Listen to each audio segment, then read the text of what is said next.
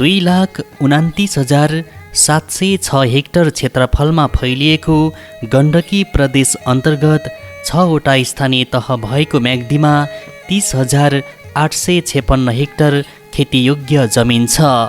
खेतीको लागि प्रयोग भएको 19,498 हेक्टर क्षेत्रफल जमिनमध्ये 22%मा व्यवस्थित र नियमित सिँचाइ सुविधा उपलब्ध छ। अधिकांश पहाडी र भिरालो भूबनोट रहेको यस जिल्लामा कृषि क्षेत्रको विकासका लागि सिँचाइ सुविधा विस्तार अपरिहार्य छ। पहिरो र नदी कटानको जोखिममा रहेका बस्तीको संरक्षणका लागि नियन्त्रणको योजना समेत म्याग्दी जिल्लाको प्राथमिकता हो। कृषि योग्य जमिनमा वर्षैभरि दिगो एवं भरपर्दो सिँचाइ सुविधा पुर्याई कृषि उत्पादन बढाउन सहयोग, पहिरो र नदी कटान नियन्त्रणको लक्ष्यसहित गण्डकी प्रदेश सरकारको भौतिक पूर्वाधार विकास मन्त्रालय अन्तर्गत जल स्रोत तथा सिँचाइ विकास डिभिजन कार्यालय म्याग्दीले विभिन्न गतिविधि सञ्चालन गरेको छ। नयाँ सिँचाइ आयोजना निर्माण, पुराना आयोजनाको मर्मत, सम्भार र संरक्षणसँगै जोखिमयुक्त ठाउँमा नदी कटान र पहिरो नियन्त्रणका लागि तटबन्धका कार्यक्रम सञ्चालन गर्दै आएको यस कार्यालयले आर्थिक वर्ष 2076-77मा निर्वाचन क्षेत्र पूर्वाधार विकास कार्यक्रम समेत सञ्चालन गरेको थियो। सङ्घ सशस्त्रतर्फ भनौँ न, सङ्घलाई सशस्त्र भनिन्छ, प्रदेशतर्फ र पूर्वाधार विकास कार्यक्रम गरेर 3वटा कार्यक्रममा चाहिँ हाम्रो कार्यक्रम विभक्त भएको थियो। अब सङ्घतर्फ चाहिँ यो सशस्त्रतर्फ भनौँ न, यो तर्फ चाहिँ जम्मा बजेट 249.15 लाख, खर्च चाहिँ 153.42 लाख। यसरी प्रगतिको अवस्था चाहिँ 61.58% देखिन्छ। अब प्रदेशतर्फ चाहिँ बजेट व्यवस्था चाहिँ 904.2 लाख, तपाईँको खर्चतर्फ 631.73 लाख र प्रगतिको अवस्था हेर्दा 69.8 छ, करिब 70%को हाराहारीमा प्रगति देखिन्छ। भने पूर्वाधार विकास कार्यक्रम अन्तर्गत चाहिँ बजेट व्यवस्था चाहिँ 395 लाख भएको थियो। 2टा कर ख के भन्छ समानुपातिक निर्वाचन क्षेत्र अन्तर्गत 2जना सांसद कोषको तर्फबाट 395 लाख र खर्च चाहिँ 378.41 लाख गर्दा करिब 95.8% चाहिँ प्रगति भएको देखिन्छ। र टोटल प्रोग्रेस चाहिँ हेर्ने हो भने अब हामीले गरेको जुन कार्यक्रम छ त्यो कार्यक्रमको टोटल प्रोग्रेस चाहिँ 75.15% देखिन्छ।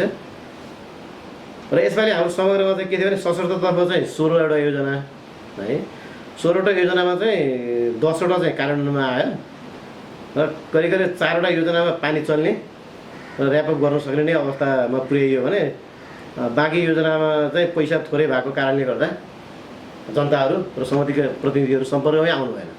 त्यो भएर अब 6वटा कार्यक्रमहरू चाहिँ हामीले कार्यान्वयनमा लैजानै सकेनौँ। अब नदी नियन्त्रणतर्फ यो सशर्तकै नदी नियन्त्रणतर्फ मङ्गला, मालिका, बेनी 3 ठाउँमा गरेर 4वटा प्याकेजको चाहिँ कार्यक्रम थियो। त्यो कार्यक्रम चाहिँ अब सफल भएको छ। अब प्रदेशतर्फ गएर चाहिँ जब 12वटा योजना सिँचाइ सम्बन्धी 12वटा योजनामा अब 8वटा चाहिँ हामीले कार्यान्वयनमा ल्यायौँ भने अब 4वटा चाहिँ 2टा योजना टेक्निकल्ली चाहिँ त्यो रिपोर्ट नै अलिक डिटेलली चाहिँ तयार गर्नुपर्ने भएको हुनाले 2टा योजना हामीले अगाडि बढाउन सकेनौँ र 2टा योजनामा सम्पर्क नै अब हुन सकेन र अब हामीले 3टा योजना चाहिँ अब उसमा लिएर गयौँ, के टेन्डरमा लिएर गयौँ। यसअघि खानेपानी तथा सरसफाई डिभिजन कार्यालय बागलुङ अन्तर्गत सञ्चालन हुँदै आएका खानेपानी आयोजनाहरू आर्थिक वर्ष 2077-78 देखि यसै जलस्रोत तथा सिँचाइ विकास डिभिजन कार्यालय म्याग्दी मार्फत कार्यान्वयन हुने गरी हस्तान्तरण भएको छ। जलस्रोत तथा सिँचाइ विकास डिभिजन कार्यालय म्याग्दीद्वारा आर्थिक वर्ष 2076-77मा सिँचाइ, नदी नियन्त्रण, निर्वाचन क्षेत्र पूर्वाधार विकास कार्यक्रमका योजना सञ्चालन भएका थिए। बेनी नगरपालिका 5 पुलाचौरमा मूल गोठेला, अन्नपूर्ण गाउँपालिका 2 भुरुङ तातोपानीको जार खोला सिँचाइ आयोजना, बेनी नगरपालिका 4 थामडाँडा र बाँसकुनामा बालम खोला सिँचाइ आयोजना निर्माण भएको छ। रघुगङ्गा गाउँपालिकाको भगवतीमा रुइसे सिँचाइ आयोजना, पिप्ले सिँचाइ आयोजना, मङ्गला गाउँपालिका 1 मा रातोखोला भरजुला सिँचाइ योजना, भाइबाङ सिँचाइ आयोजना, बाबियाचौरको रणबाङ पानाबगर सिँचाइ आयोजना निर्माण भएको छ। सरकारको उसमा चाहिँ काम सुरु भइरहेछ। अब अहिले लगभग अब हामीले रणबाङ सिँचाइ कुलोमा आएको रकम भनेको 30 लाख हो। त्यो काम चाहिँ अब अहिलेको असारको पहिलो हप्ताभित्रमा हामीले चाहिँ यो काम 355 मिटरको काम लगभग अब सकिन्छ होला। लगभग अब हाम्रो टोटल घरधुरी त 180 60देखि 80सम्म त्यस्तै लगभग कतिपय छुटफुटहरू छन्, कतिपय अब छोडेर गएका पनि त्यो कारणले गर्दाखेरि अब लगभग हामीसँग त्यति नै छन्। लगभग हाम्रो जग्गाको अब भन्यो भने 60 हेक्टर नै छ।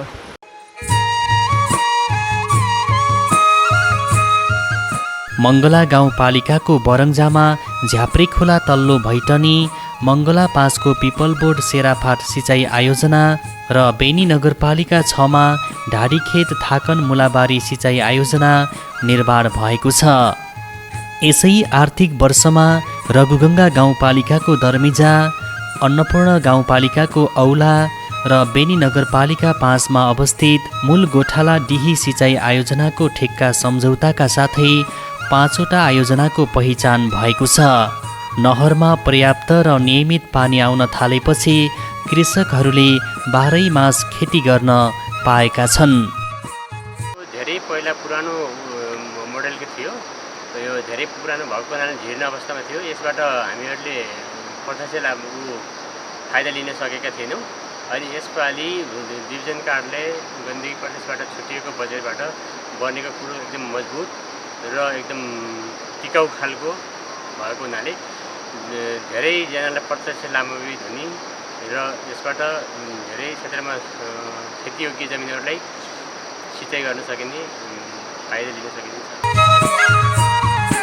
बेनी नगरपालिका 6 को अग्निखेत र बेनी नगरपालिका 9 को गोयनी पानी सङ्घीय सरकारबाट हस्तान्तरित नयाँ प्रविधिको सिँचाइ आयोजना हुन्।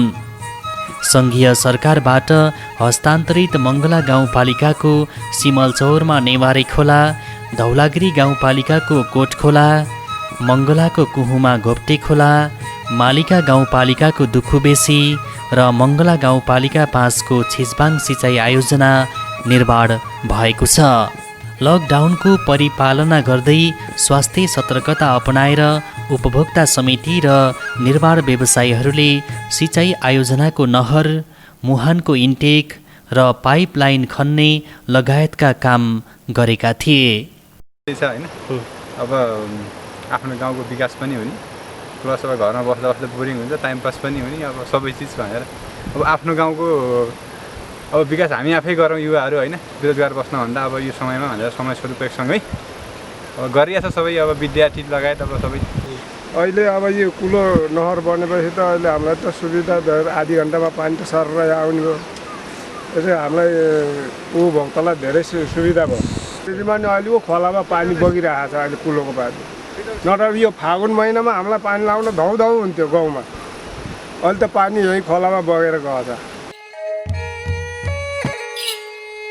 जल स्रोत तथा सिँचाइ विकास डिभिजन कार्यालयले जोखिम भएका ठाउँमा स्थानीय तह, सुरक्षा निकाय र विपद व्यवस्थापन समितिको सिफारिसको आधारमा पहिरो र नदी कटान नियन्त्रणका लागि तार जाली वितरण गर्दै आएको छ। काठका पोल विस्थापन गर्ने र सबै बस्तीमा विद्युत सुविधा विस्तार गर्ने गण्डकी प्रदेश सरकारको योजना अनुसार म्याग्दी जिल्लामा 750 थान फलामको पोल भित्र्याइएको छ। म्याग्दी नदीको कटान नियन्त्रणका लागि मालिका र मङ्गला गाउँपालिका तथा बेनी नगरपालिकाको तटीय क्षेत्रमा ग्याबिन पर्खाल निर्माण भएको छ।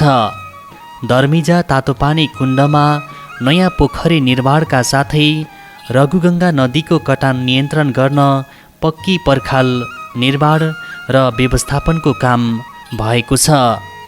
धार्मिक पर्यटकीय स्थल गलेश्वर धाम र त्यहाँको बस्ती संरक्षणका लागि काली गण्डकी किनारमा नदी नियन्त्रण गर्न तटबन्ध गरिएको छ।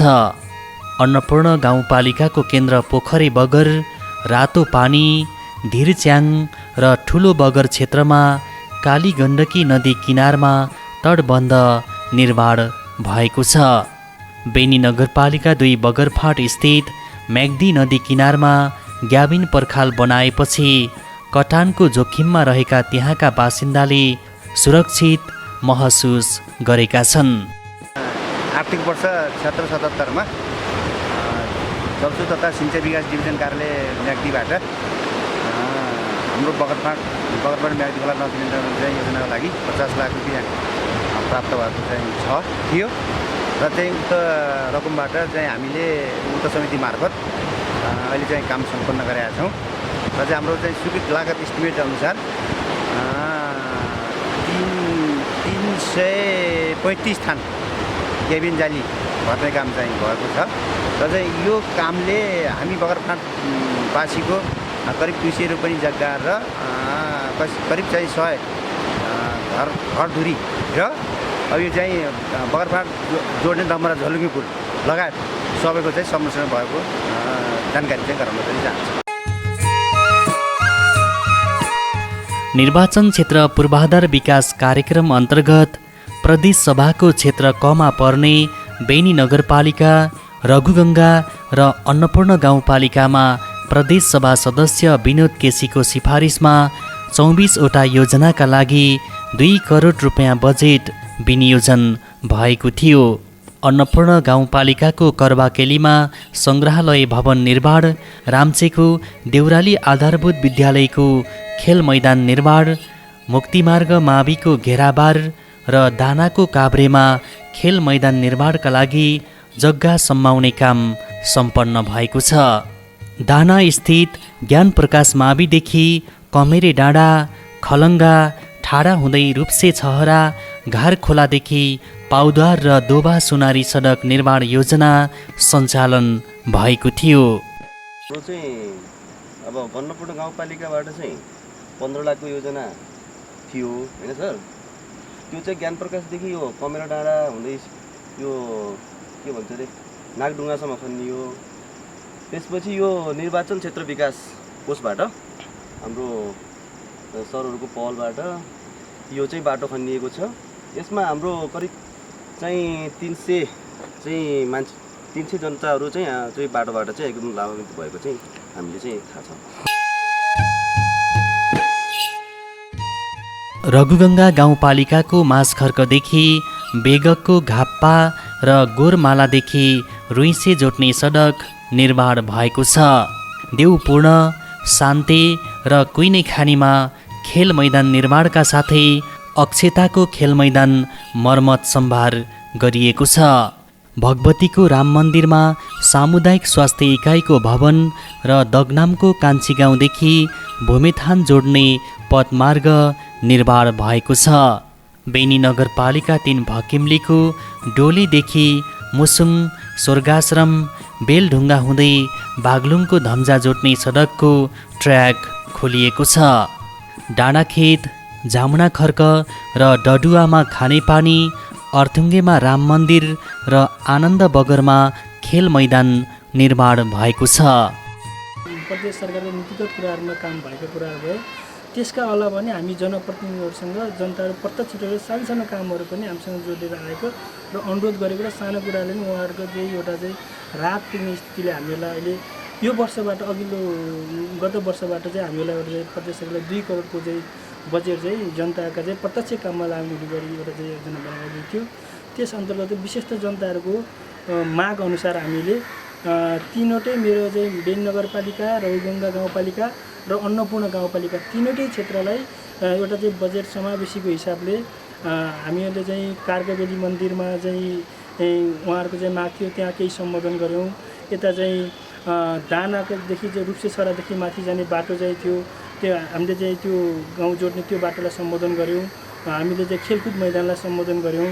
लगायत चाहिँ सिँचाइ अन्तर्गत चाहिँ हामीले चाहिँ यता चाहिँ तातो पानी कुण्डमा चाहिँ हामीले चाहिँ त्यसको लागि कार्यक्रम गऱ्यौँ। बेनी नगरपालिका विभिन्न मठ मन्दिरहरूमा हामीले चाहिँ सहयोग गऱ्यौँ।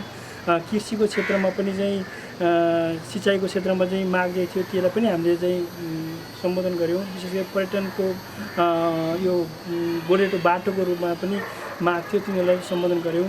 कतिपय तत्कालै चाहिँ खानेपानीले खाकुल भएको ठाउँमा थोरै बजेटले खानेपानी पुग्छ भने त्यस्तो ठाउँमा हामी बेनपा 6 लगायतका दलित बस्तीहरूमा हामीले चाहिँ केही चाहिँ खानेपानीको योजनाहरू पनि सम्पन्न गऱ्यौँ।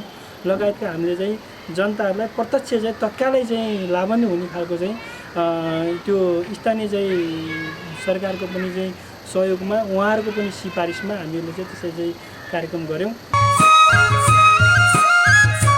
म्याग्दी क्षेत्र खबाट निर्वाचित गण्डकी प्रदेशका सामाजिक विकास मन्त्री नरदेवी पुनले निर्वाचन क्षेत्र पूर्वाधार विकास कार्यक्रम अन्तर्गत धौलागिरी, मङ्गला र मालिका गाउँपालिकामा 21वटा योजनाका लागि 1,95,00,000 रुपैयाँ विनियोजनका लागि सिफारिस गर्नुभएको थियो।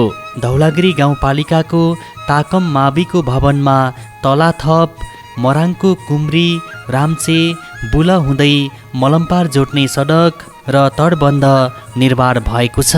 मालिका गाउँपालिकाको खोप्टी, सिरेदी, डाँस, निस्कोट जोड्ने मोटर बाटो, ओखरबोट र फुलबारीमा सामुदायिक भवन, भगवती आधारभूतको बाल विकास केन्द्र सुदृढीकरण तथा व्यवस्थापन, प्रतिनर्वा आधारभूतको घेराबार तथा खेल मैदान निर्माण र दरबाङको योगा भवन निर्माण भएको छ।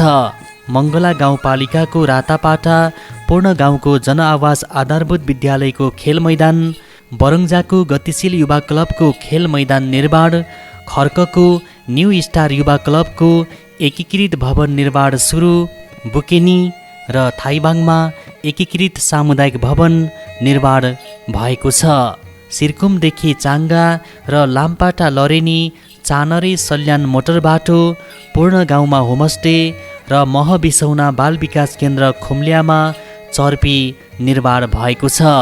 विशेष गरिकन ठुला योजनाभित्र नपरेका, गाउँपालिकाले पनि समेट्न नसकेका तर अति आवश्यक कुराहरूलाई गाउँपालिकाको जनप्रतिनिधि साथीहरू, त्यो ठाउँका अगुवा कार्यकर्ता सबैसँग बसेर हामीले विशेष गरिकन छोटो छोटो खालको मोटर बाटोहरू, होइन, भवनहरू, बालकक्षाहरू यस्तैमा अनि नदी नियन्त्रणका कुराहरूमा लगानी गरेका छौँ।